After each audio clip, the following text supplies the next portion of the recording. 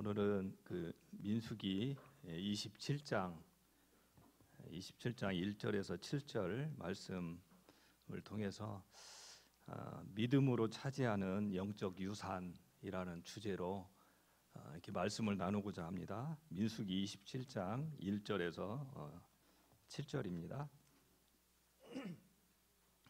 제가 좀 빠르게 읽도록 하겠습니다. 요셉의 아들 므낫세 종족들에게 므낫세의 현손 마길의 증손 길르앗의 손자 헤벨의 아들 슬루브앗의 딸들이 찾아왔으니 그의 딸들의 이름은 말라와 노아와 호글라와 밀가와 디르사라. 그들이 회막문에서 모세와 제사장 엘르아살과 지휘관들과 온 회중 앞에 서서 이르되 우리 아버지가 광야에서 죽었으나 여호와를 거슬러 모인 고라의 무리에 들지 아니하고 자기 죄로 죽었고 아들이 없나이다. 어찌하여 아들이 없다고 우리 아버지의 이름이 그의 종족 중에서 삭제되리이까? 우리 아버지의 형제 중에서 우리에게 기업을 주소서 하매 모세가 그 사연을 여호와께 아뢰니라. 여호와께서 모세에게 말씀하여 이르시되 슬로브앗의 딸들의 말이 옳으니 너는 반드시 그들의 아버지의 형제 중에서 그들에게 기업을 주어 받게 하되 그들의 아버지의 기업을 그들에게 돌릴지니라. 11절까지 있는데요. 이때가 그 이스라엘 백성들이 그 애굽 지금의 그 이집트에서 출애굽 탈출해가지고 광야를 무려 40년 동안을 방황을 하게 되죠. 불순종 때문에. 그리고 이제 광야 생활을 끝내고 이제 하나님이 약속해 주신 이 가나안 땅을 바로 들어가기 직전에 이 상황이 지금 이 배경이 됩니다. 이제 요단강이 앞에 있는데 이 요단강만 넘어서면 바로 그 가나안 땅이 있는 거죠.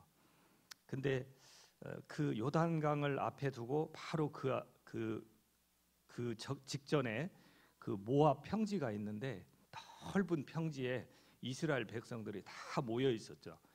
이때 이제 하나님께서 모세에게 그 이스라엘 백성들을 숫자를 세어라 이렇게 이제 명령을 하게 됩니다. 그런데 백성들의 숫자를 세되 가문을 따라 세어라. 그리고 20세 이상이 된 그 전쟁에 참여할 수 있는 사람들을 세어라 이렇게 말씀을 하게 되죠.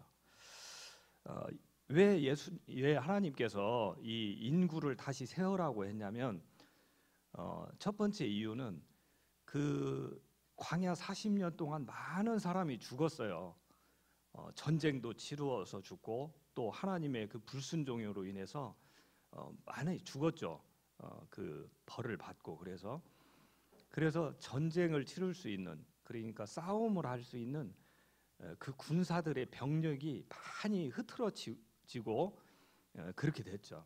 그러니까 다시 이제 가나안 땅을 정복해 들어가기 위해서는 그 대열을 다시 갖추고 이 군여를 정비해야 되는 그런 상황이 된 거예요. 그래서 첫 번째 목적이 이 전쟁에 참여할 수 있는 자들을 다시 재정비하는 그 역할이 첫 번째고, 두 번째는 이제 가나안 땅에 들어가야 되는데 그 땅에 들어가서 이제 살아야 될 거 아니에요. 근데 살려면 땅을 분배받아야 돼요. 근데 그 땅에 들어가기 직전에 이 모압 평지에서 그 숫자를 세어가지고 그 가나안 땅에 들어가서 분배받을 그 땅을 미리서 분배를 해주시겠다는 거예요. 참 이런 이 상황이 지금 펼쳐지고 있는데요. 근데 이때 당시에 그 사회적인 그 흐름이 사회 전반에 어떤 흐름이 있었냐면 그 남자들 위주로 모든 법 질서가 통용이 됐어요. 그러니까 숫자를 세워도 남자들의 숫자를 센 거예요. 그러니까 그때 사회에 여자들은 그 굉장히 좀 이렇게 그 사회적인 어떤 지위가 없었을 때예요. 그러니까 상속도 못 받아요. 여자들은 그냥 그 다른 재산과 마찬가지로 남편이나 아버지에게 딸려오는 어떤 소유 정도로 그 정도로 봤던 때죠. 그래서 여자들의 말은 실제로 이 증언에도 효력이 없을 때였으니까 그때가. 그러니까 이제 문제가 된 그 한 가정이 나와요.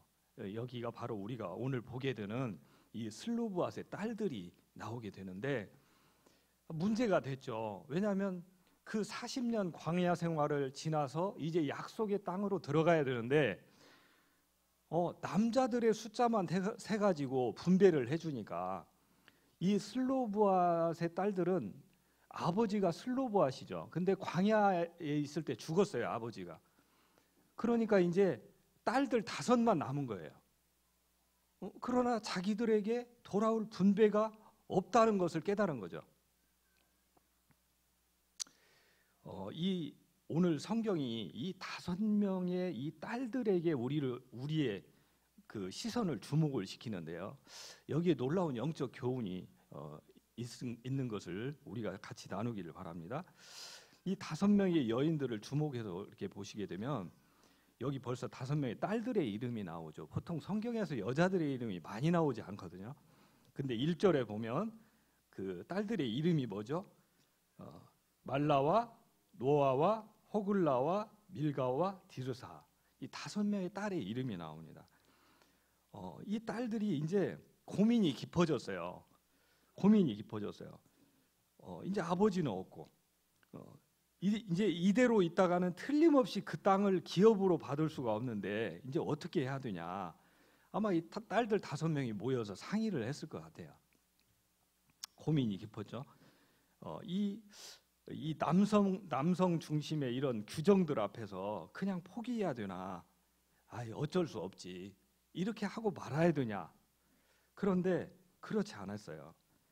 이 5명의 딸들은 정말로 일목요연하게 논리적으로 자신들의 문제를 정당하게 제시해야 되겠다고 생각을 하게 되죠.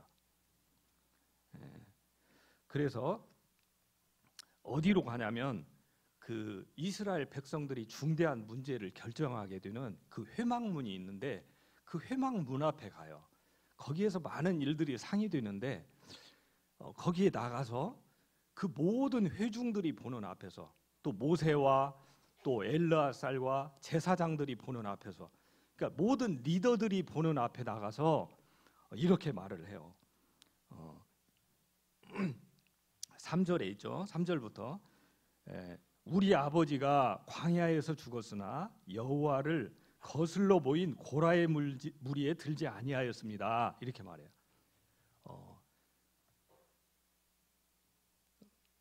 그러니까 아버지가 광야에서 죽었는데 하나님을 거역했던, 하나님을 배반했던, 하나님께 등 돌렸던 그 고라 무리의 일당에는 들지 않았다. 이걸 분명히 얘기를 합니다. 그 무리에 들어서 죽은 게 아니다. 아버지는 그냥 아버지가 아버지의 죄로, 이 말은 자기의 믿음 없음, 연약함, 그런 것으로 인해서 하나님을 순종하지 못했던 걸로 인해 죽은 거지, 이 고라 일당의 무리에 섞여들지 않았다, 이걸 표현해 주는 거예요. 굉장히 중요한 것을 지금 짚고 나갑니다. 그런 다음에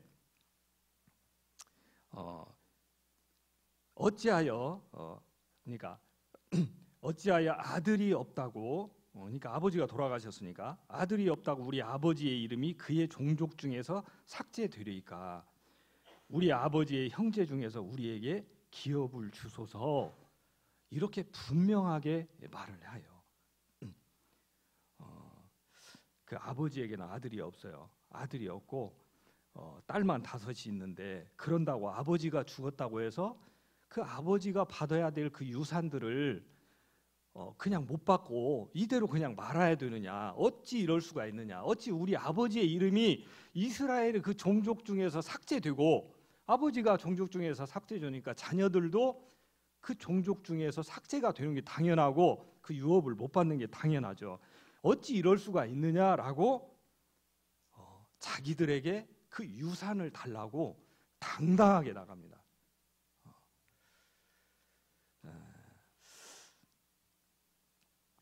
참 놀라워요. 하나님께서 그 주시기로 했던 그 약속의 땅에 자기들이 차지할 목도 있다는 것을 분명히 믿고 간 거죠. 믿고 간 거예요. 그러니까 이 5딸들이 그걸 아는 거예요. 뭐냐면 지금까지 출애굽 광야 40년을 돌아온 목적이 무엇인가? 약속의 땅에 들어가기 위해서 그런 거거든요. 근데 정작 코앞에 닥쳤는데 그 약속의 땅을 받지 못할 것을 생각하니까 이건 천추의 한이 될 수 있는 걸 생각한 거예요. 그러니까 그 사람들 앞에 그 인정받지 못하는 여인네들이지만 그 5명이 체면불사하고 뭐 손가락질 부끄러움 이런 거 중요하지 않고 그 앞에 당당하게 나간 거죠. 그게 중요한 게 아니다. 참 이 문제를 들었던 요새가 굉장히 당황했던 것 같아요. 보면은 요새는 율법에 정통한 분 아니에요. 근데도 이것을 어떻게 할지 몰라가지고 하나님 앞에 이 문제를 그대로 가지고 갑니다. 하나님께 아뢰죠. 이후에 하나님께서 하시는 말씀을 보면 정말 놀랍고 또 감동적이에요. 왜냐하면 그 지존하시고 거룩하신 하나님이 이 5명의 딸들이 하는 말을 귀담아 듣고 그들을 인정해주는 장면이 나와요. 바로 6절부터 이렇게 쭉 나오게 되는데 6절과 7절만 다시 한번 읽도록 하겠습니다. 같이 읽을까요? 6절과 7절만 시작. 여호와께서 모세에게 말씀하셔 이르시되 슬로보앗의 딸들의 말이 옳으니 너는 반드시 그들의 아버지의 형제 중에서 그들에게 기업을 주어 받게 하되 그들의 아버지의 기업을 그들에게 돌릴지니라. 그래서 하나님께서 어떻게 보면 이 새로운 법을 제정해 버리세요. 새로운 법을. 그동안에 여자들에게 물려줄 유산을 그렇게 주지 않았는데 하나님께서 이 슬로보앗의 딸들의 말을 듣고 새로운 법을 제정하게 됩니다. 그러니까 이 5딸들이 가나안 땅을 이렇게 보면서 그 땅이 그냥 하나의 토지, 땅덩어리, 자기들이 들어가서 그냥 먹고 살 어떤 그 땅, 그냥 그 정도로 개념으로만 생각한 것이 아니라는 것을 우리가 생각해 봐야 돼요.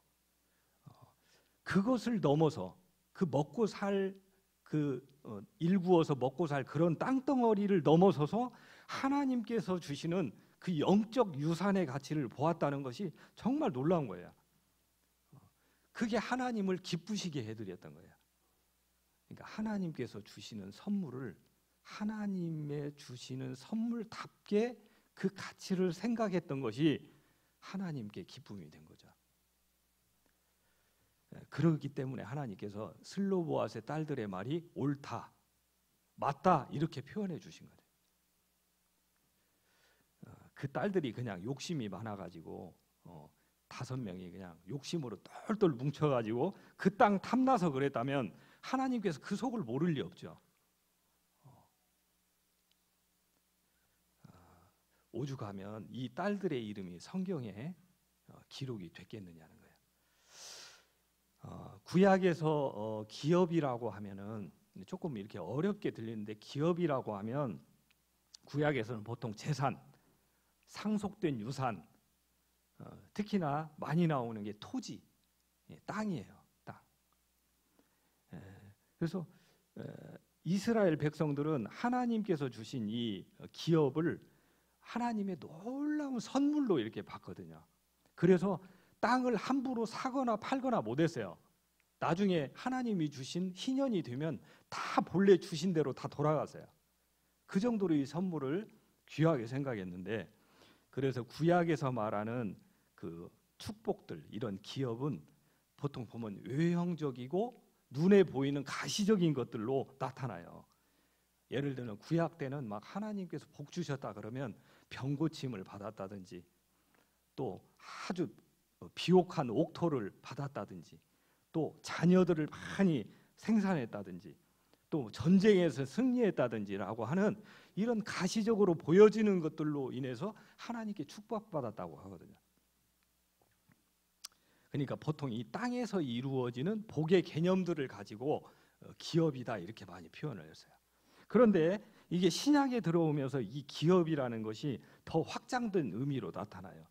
그게 뭐냐면 예수 그리스도를 믿는 자가 누구든지 영생과 하나님의 자녀가 되는 놀라운 선물을 받는다는 것과 또 하나님의 자녀가 되었기 때문에 하나님이 주시는 그 복들을 다 누릴 수 있다는 그 기업들을 받게 된다는 이런 축복으로 되죠. 그래서 신약에서 축복은 내면적이고 드러나 보이지는 않지만 더 크고 비할 수 없는 그 가치를 따질 수 없을 정도로 놀라운 그런 복이라는 거예요. 그래서 구약에서의 구약은 신약의 더 크고 영구한 하늘의 복을 나타내주는 예시요 이렇게 그림처럼 되어 있죠. 그렇게 볼 때 이 슬로보앗의 딸들이 차지하려고 했던 이 약속의 땅 가나안은 그 가치가 얼마나 놀라운지 신약을 사는 우리들이 생각해 봐야 될 거라고 봅니다. 그러니까 그냥 땅의 개념을 넘어서는 거죠. 그걸 참 볼 줄 아는 그 가치를 아는 그런 우리들의 그런 안목이 있기를 바라요. 제가 저희 자녀들의 좀 이야기를 해서 좀 미안한데 절대 자랑이 아니고 들어주시기 바랍니다. 2년 전에 저희 가정에 참 어려움이 있었어요. 아시는 분은 아시겠지만 우리 둘째 딸내미가 사춘기인지 굉장히 어려워했어요. 옷도 막 아주 우중충하게 입고 친구들하고만 말하고 가정에서는 그냥 문 닫고 들어가면 말도 않고 자신을 이해하지 못하는 그런 부모는 더 이상 깊은 대화의 상대가 아니었던 것 같아요. 그러니까 참 마음이 아팠어요. 이 엄마 아빠 앞에서 입을 닫아버리는 그런 자녀를 볼 때 그 아픔은 정말 힘들어요. 정말 힘들어요. 무슨 대화가 안 되니까. 그러니까 무슨 말만 하려고 하면 벌써 귀를 막아버려요. 정말로 막 속이 부글부글 끓고 그 모습을 보면 뚜껑이 열려요. 저는 사람이 뚜껑이 있다는 걸 그때 알았어요. 너무 속이 상하니까. 그런다고 강압적으로 데려다 놓고 꿇어 앉혀놓고 들으라고 한다고 해서 듣는 게 아니거든요. 그렇게 안 되거든요. 정말 하나님 앞에 많이 기도도 하고 그랬죠. 또 우리 형제 자매님들 중에 이렇게 교제할 수 있는 분들에게 교제도 부탁하고 그랬어요. 그러다가 한 번은 엄마 아빠의 마음도 알게 해줘야 되겠다. 또 가족이라는 것이 얼마나 소중해요. 이 가족의 소중함도 알게 해야 되겠다 생각해서 아이들과 부산으로 여행을 갔었어요. 그때 제가 두 가지를 준비했어요. 하나는 이 아이들과 어렸을 때부터 같이 하면서 찍었던 그 사진을 한 100여 장을 분류를 선별을 해가지고 그걸 동영상으로 만들었어요. 배경도 잔잔한 찬양으로 이렇게 깔아가지고 넣어가지고 그렇게 해서 보여줬어요 아이들한테. 그 부산에 가서. 또 하나는 이 두 딸들에게 엄마 아빠가 주는 그 엄마 아빠와 또 우리 가족을 기념할 수 있는 그 아이들에게 평생 잊지 못할 어떤 추억거리가 되어주고 싶어서 그걸 기념할 수 있는 반지를 한 돈씩 해가지고 2돈을 해서 두 딸에게 끼워줬습니다. 아마 모르긴 해도 감동 먹었을 거예요. 이제 그런데 이제 그렇게 하고 돌아왔는데 문제는 우리 아들내미 표정이 이상한 거예요. 이게 엄마 아빠를 이렇게 딱 쳐다보고 이야기를 해야 되는데 그런 눈빛 있잖아요. 이게 옆으로 이렇게 살짝 돌리면서 이렇게 이야기하는. 그래서 이제 제가 직감을 하고 얘야 너도 반지를 해주려고 했는데 너네 학교에서 너 남자들은 반지 못 끼게 한다면서 그래서 너는 반지로 안 했으니까 대신 아빠가 그보다 더 많이 용돈을 줄게. 아니면 옷이나 네가 정말 사고 싶은 것을 사줄게. 어떠냐? 괜찮지? 이렇게 말했더니 아이 좋아할 줄 알았거든요. 근데 이 아이 표정이 되게 불편해하더라고요. 그런데 이제 그 다음에 왜 그러냐 물어보니까 그 다음에 말이 참 저를 기쁘게 했어요. 뭐냐면 아빠 저 더 비싼 것 안 바래요. 그냥 저도 엄마 아빠가 주는 의미 있는 선물 받고 싶어요. 저도 가족과 함께 기념될 만한 그 반지 해주면 안 돼요? 그렇게 물어보더라고요. 하고 제가 바로 그랬죠. 금은방 어디냐 가자. 그래서 바로 가서 반지 한 돈을 해서 같이 끼워줬습니다. 참 부모의 마음이 그런 것 같아요. 저희 집이 지금 일주일에 한 2번 정도 이 가정 소그룹을 하고 있거든요. 우리 형제 자매님들도 많이 하신다고 들었는데 그때도 매일의 묵상을 가지고 이제 교제를 나누었습니다. 이렇게 3명 아이들 셋을 짤안에 앉혀놓고 아내하고 저하고 이렇게 앉아서 교제를 하면서 그랬어요. 제가 부모로서 정말 너희들이 잘 됐으면 좋겠다. 너희들이 정말 하나님의 축복을 받고 또 하나님께서 주시는 것들의 그 가치를 소중히 여기고 그렇게 살아가는 너희가 되었으면 좋겠다라고 매일 기도한다. 거의 매일 너희들의 그런 앞날을 위해서 기도하고 있다라는 이야기를 했어요.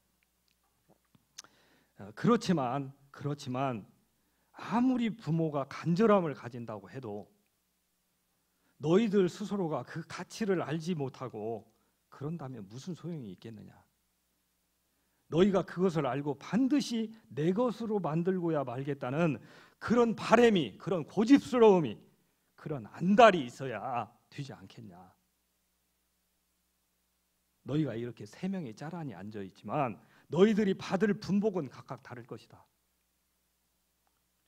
아무리 사랑하는 부모라고 해도 그걸 손에 쥐어줄 수는 없다. 어떻게 내가 내 것 주는 것도 아니고 하나님이 주시는 것을 내가 강요로 너희들에게 줄 수 있겠냐.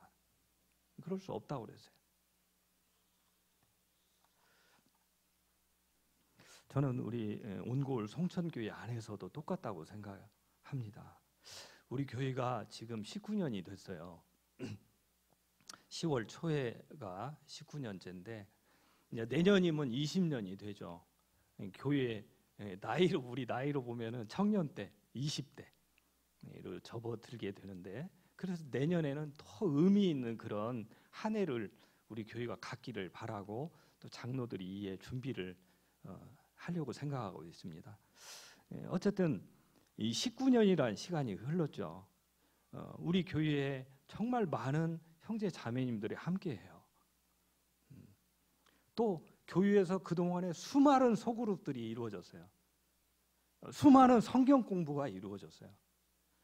그에 비례해서 정말 많이 섬길 수 있는 또 봉사할 수 있는 그런 기회들이 수도 없이 있었어요.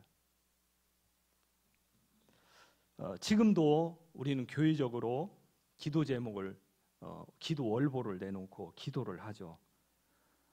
또 장로 형제들이나 집사 형제님들, 또 리더 형제님들, 또 학생부 교사들 수시로 신방을 다니면서 지체들을 권면도 그렇게 하나님의 말씀도 전해주고 기도도 해주고 그러죠. 어떻게 하면 주님의 몸된 교회에서 정말로 소속감을 가지고 함께 하면서 함께 섬기고 함께 하나님이 주시는 그 기쁨을 누릴 수 있을까, 이런 고민들을 하고 그렇게 하죠. 그래서 은사를 따라서 섬길 수 있는 많은 팀 부서도 만들고 그러나 역시 마찬가지라는 거예요. 역시 마찬가지. 아무리 그렇게 하더라도 우리 지체들 각자 스스로가 그러한 영적 가치를 알고 그것을 반드시 내 것으로 만들어야 되겠다는, 그것을 잡아야 하는 것이 바로 나의 몫이라는 사실을 알아야 한다는 것과 같은 이치라는 것이죠. 더 나아가서는 지역 교회도 마찬가지라고 생각을 합니다. 이 우리 전국에만, 우리나라 전국에만 240여 개의 우리 모임이 있어요. 이 지역 교회들마다도 하나님께서 주시는 기회들이 각각 있죠. 근간에 이제 우리 교회를 이렇게 보면 선교사들이 자주 와요. 그리고 오래 사역하시다가 은퇴하신 분들이 이렇게 방문을 해서 성도 집회를 하고 그래요. 이제 앞으로는 이것이 더 많이 이루어지기를 저희들이 기도하고 있어요. 또 그런 분들뿐만 아니라 이 지역 교회들에 보면 정말 힘들고 어렵고 우리가 도와야 될 그런 상황들이 있거든요. 그때 우리가 정말로 돕고 봉사하자, 이렇게 생각을 하고 기도하고 있는데, 이것이 하나님께서 우리 교회에게 주신 기회라는 거죠. 기회. 우리가 이런 일들을 감당하기를 바라시는가 보다. 하나님께서 그 지역 교회들에게도 크게 힘이 되겠지만 우리 교회에 더 큰 복이 되고 기쁨이 되고 놀라운 이게 영적 유산이 되겠구나, 이런 생각을 하면서 우리가 정말 같이 하고 동참하고 그 또 축복을 같이 경험해야 된다. 그런 안목이 없다면, 그러니까 그런 것을 보는 눈이 없다면 그 가치를 잃어버리게 된다는 거예요. 그 매일의 묵상에서 우리가 이런 축복을 잃어버리는 것에 대해서 3가지 정도로 요약을 해주시더라고요. 이게 뭐냐면, 첫 번째는 결론적으로 말해서 진짜 그 가치를 모른다는 거예요. 무지에서 온다는 거예요. 두 번째는 내가 생각하고 내가 계획하고 내가 의도하는 바하고 하나님께서 주시는 그런 축복들하고 서로 상충될 때, 그건 내 생각하고는 달라 라고 그냥 돌아선다는 것입니다. 또 한 가지는 내가 정말 그렇게 섬기게 될 때 자기가 손해를 보게 될 것이라는 그런 약삭빠른 계산이 먼저 간다는 거예요. 왜냐하면 거기에는 돈과 시간과 열정은 막 눈에 보이는 거예요. 그것이 들어갈 것을 생각을 하니까 손해보는 것 같다는 거야. 왜?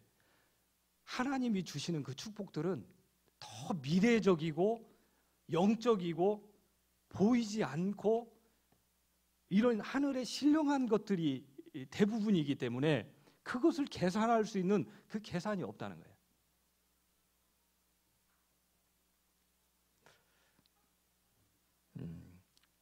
참 예리한 그런 지적을 하게 됩니다. 저는 이 말씀을 준비하면서 계속 근간에 이 말씀이 많이 떠올랐어요. 이 슬로브아스의 딸들이. 그래서 정말 저를 포함해서 저도 마찬가지예요. 저도 지금도 얼마나 많은 기회를 잃어버리고 있나 이 생각을 해보게 돼요. 또 우리 아이들에게도 그렇게 말하고. 근데 저를 포함해서 우리 모두가 정말 이 딸들과 같은 믿음이 있기를 정말 바라요. 아직 눈으로 본 적도 없어요. 가나안 땅은 들어가지도 않았어요. 그런데 그 땅을 분배받는 일에 대해서 또 하나님 앞에서 생각을 해보는 거예요. 자기들이 이 땅을 받지 못하면, 이 유업을 받지 못한다면 나는 물건이거니와 내 자녀들, 아들과 딸들, 그들에게도 그 축복이 사라질 것에 대한 그런 두려움과 함께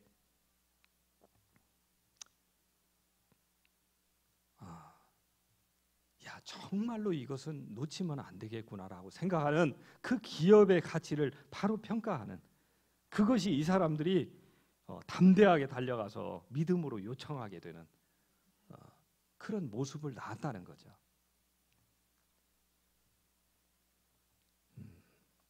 정말로 그런 것 같아요. 하나님께서 이렇게 축복해 주시는 걸 보면 내가 축복을 받으면 그것이 나에게만 있는 게 아니고 반드시 우리 자녀들에게도 영향이 간다는 거예요. 지금 우리 교회에 지금 나이 드신 형제 자매님들이 지금 1세대라고 치면 지금 2세대들이 막 쭉쭉 올라와요. 정말 무섭게 올라오는 것 같아요. 왜 이렇게 다들 키도 크고 그냥 순식간에 지금 19년이 지났다고 그랬잖아요. 이제 이 2세대들에게 그 축복이 또 물려가는 거죠.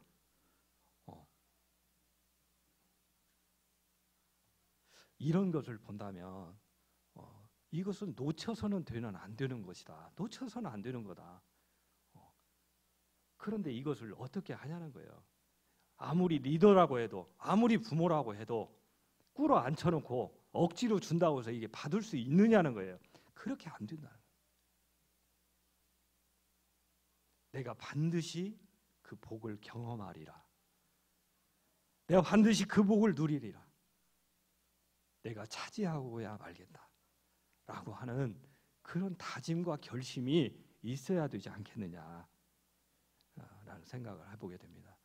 오늘 이 슬로보아스의 딸들을 보게 되면 하나님을 또 생각하지 않을 수 없어요. 어떻게 이 딸들이 말하는 그 거룩하신 하나님이 미천한 그 여자들의 말에 귀를 기울이셨다는 거예요. 하나님은 비인격적인 분이 아니셔요. 정말로 인격적인 분이시라는 거예요. 하나님은 그들을 위해서 법도 만드시는 분이에요. 하나님께서는 법을 딱 만들어 놓고 십계명 딱 만들어 놓고 너희들 지켜, 안 지키면 알아서 해 하고 하는 그런 비인격이 아닌 거예요. 하나님은 자녀들이 정말 행복하기를 바라고 그 영적 복을 누리기를 바라고 그래서 법도 만드시는 분이시다. 그리고 그걸 들으시는 분이다. 이걸 참 우리가 생각하지 않을 수 없다. 그 브레트 하트라는 사람이 그런 말을 했다고 그래요. 입술이나 펜으로 묘사할 수 있는 말들 중에 가장 슬픈 말이 있다. 가장 슬픈 말이 있다. 그게 그랬을 텐데 그 말이라고 써 있어요.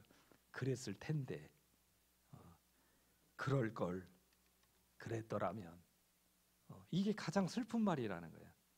이 하나님의 축복과 연결해서 보게 될 때 그 복을 놓치게 되는 때 그리고 나중에 그걸 알았을 때 그 후회와 그 아쉬움이라는 것은 얼마나 크겠느냐는 거예요. 시간이 지나 보면 그게 나온다는 거죠. 내 때에서 안 나오면 우리 다음 때에 나온다는 거죠. 저는 오늘 이 말씀을 보면서 저도 마찬가지고 우리 자녀들도 마찬가지고 또 우리 교회에 정말 하나님의 이 자녀들 전부 이 소중한 유업을 이 믿음으로 차지하는 그런 안목과 그런 강단이 있기를 저희들이 정말로 바랍니다. 자, 기도하시고 오늘 말씀을 마치도록 하겠습니다.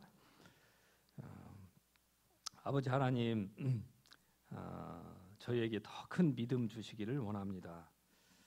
하나님의 그 은혜로 볼 줄 아는 또 하나님의 그 축복을 선물을 하나님다우신 선물로 볼 줄 아는 그러한 안목이 저희에게 있기를 원합니다. 저희와 저희 자녀들에게 그런 믿음을 주셔서 하나님이 주시는 놀라운 영적 신령한 하늘의 복을 누리는 그런 저희들 우리 교회가 될 수 있도록 하나님 축복해 주시옵소서. 예수님의 이름으로 감사하며 기도하옵나이다. 아멘. 이상으로 마치겠습니다.